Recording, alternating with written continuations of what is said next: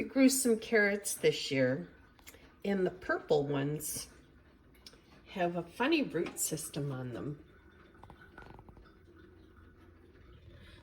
Scraped one with my thumbnail and got myself all purple. It looks like dirt, but that's purple.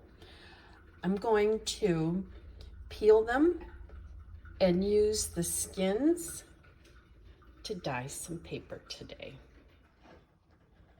The skin is such a vibrant purple.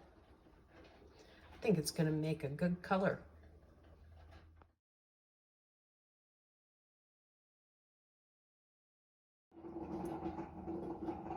I'm going to take all of these peelings over to my skillet and add water.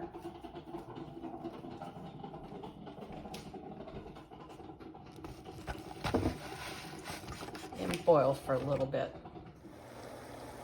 It's just starting to boil, but look at all this deep purple in here already.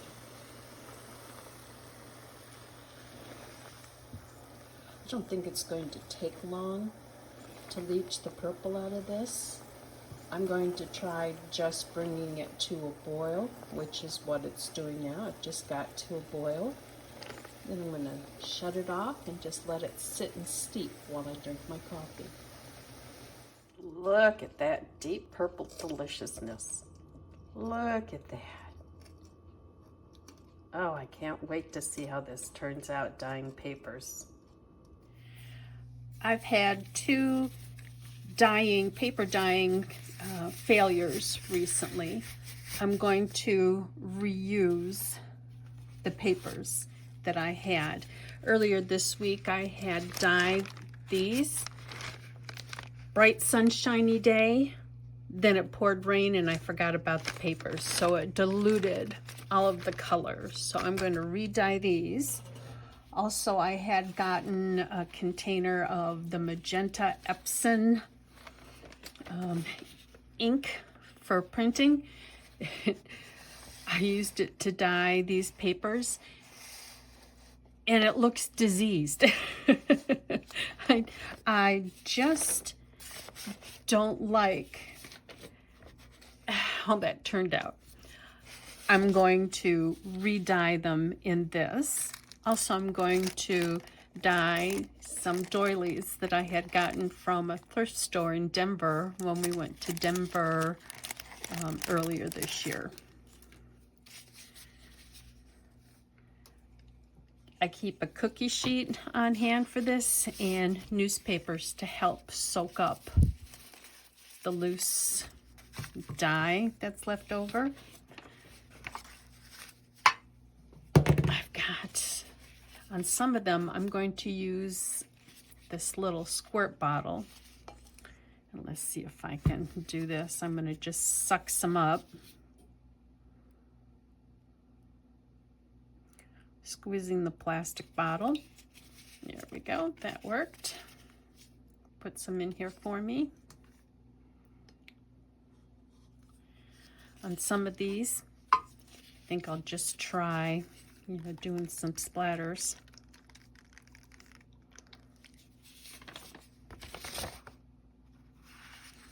That color is just gorgeous, isn't it?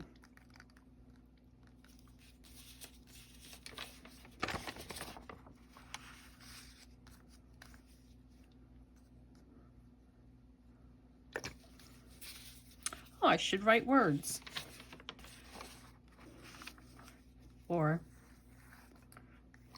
a big heart.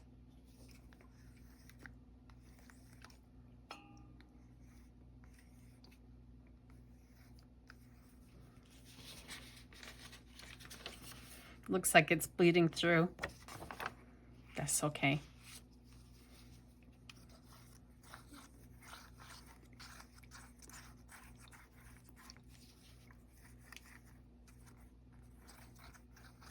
This is an experiment.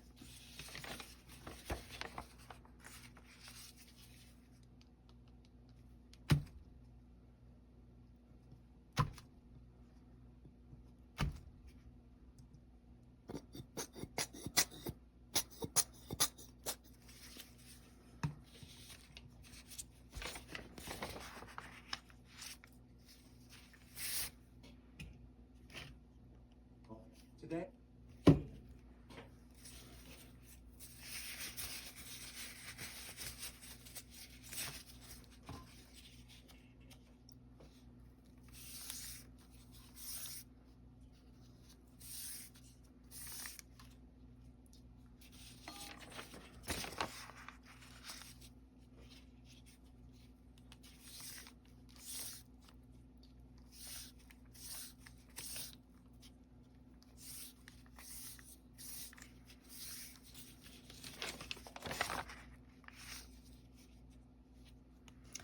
I'll carry on doing this, then I'll either put the papers in the oven. Last time I dried a batch, the lowest my electric oven would go is 170 degrees Fahrenheit. And I put the papers in there for, about an hour, and then I flipped them. I think I'm going to like the blue or the indigo color better on these. Looks like they've got pox.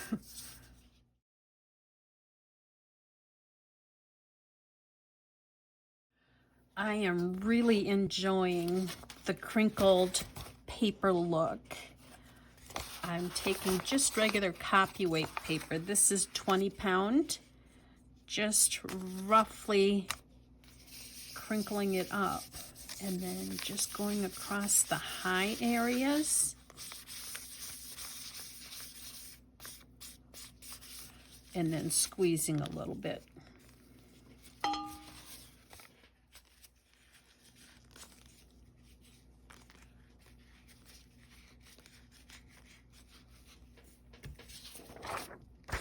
I've got so much of this purple dye left.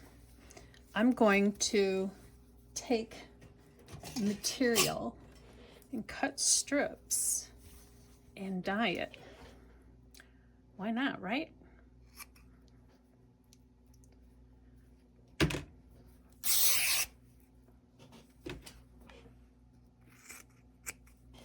I've also got some previous tea dyed cheesecloth. I'm going to stir this up.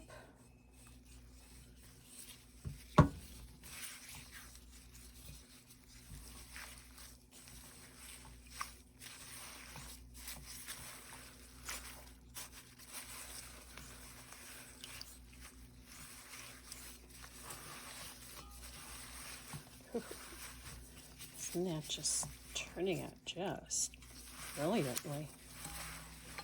This turned out to be a mixed bag. I let this dry outside in the sun.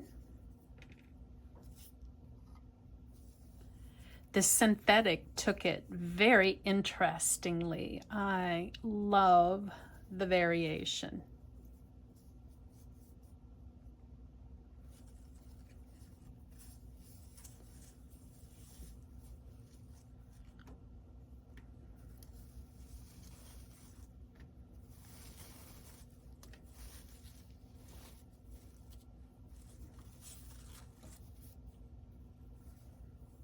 Isn't that great?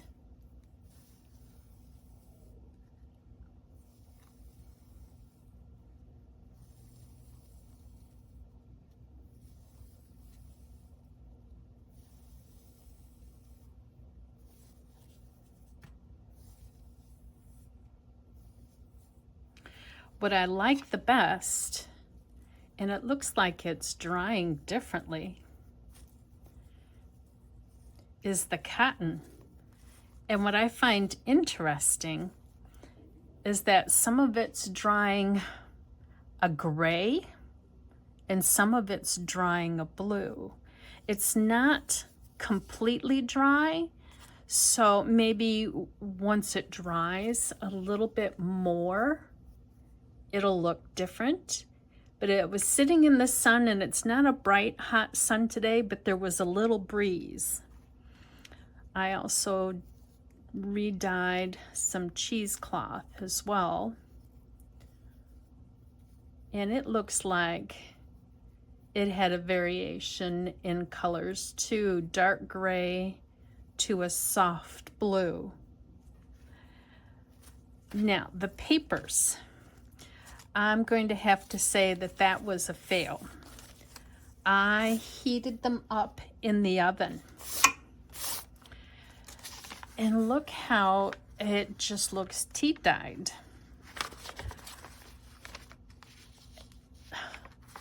The edges are blue. I just don't know what to think about how these turned out. I'm gonna say it's a fail. But if I wanted it tea stained, I guess you could consider this. I've got little pieces of thread all over me. You know, if you're wanting a tea stain, I guess this is a win. It's quite the variation in colors here. But this is definitely gray. I was really hoping that that blue is going to hold.